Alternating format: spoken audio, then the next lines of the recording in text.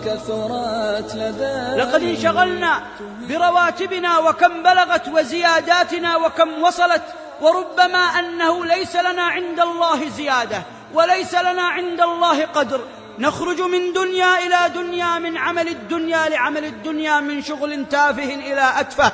نخرج من دنيانا إلى دنيانا، نخرج من نظرنا الحرام إلى سماعنا الحرام، حتى أتانا الموت وفنيت الدنيا وانقضى كل شيء، ففرح من خلفنا بموتنا وأخذوا ما عندنا وتركونا أمام الله نحاسب بما فعلنا وعملنا. إخوتي وأحبابي، يجب أن لا ننسى أمر الله ولا ننشغلن بالدنيا ولا نفرح إذا فتحت علينا، فإنما هو استدراج. فتحنا عليهم أبواب كل شيء حتى إذا فرحوا بما أوتوا أخذناهم بغتة فإذا هم مبلسون، فإذا هم حزينون، فإذا هم يائسون، فإذا هم قنطون. خسروا الدنيا والآخرة، ماذا قدموا لأنفسهم؟ لما انشغلنا بالدنيا انتشر فينا مرض عظيم، ألا وهو عدم القناعة.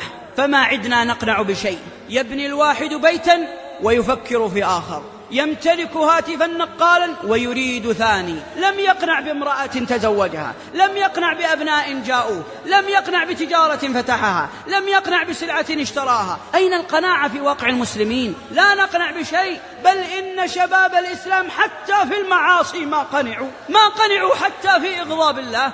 يغضب الله في اليوم عدة مرات، بل تجد البعض منهم لا يعشق فتاة بل يعشق 10 فتيات. أصبح العاصي لا يقنع حتى بمعصيته، يبحث عن وسائل لزيادة الذنب وإبعاد نفسه عن ربه وإشغال نفسه بهواه. أصبحت القناعة لا توجد في حياتنا. إننا في خطر لا بد أن نتنبه له، لا بد أن نزهد أنفسنا في الدنيا ونعلم أننا على كل شيء محاسبين. ولذلك قال بشر الحافي: إن من سأل الله الدنيا فإنما هو يسأل الله طول الحساب يوم القيامة. إن الدنيا إنما هي امتحان واختبار، فتنبهوا يا عباد الله.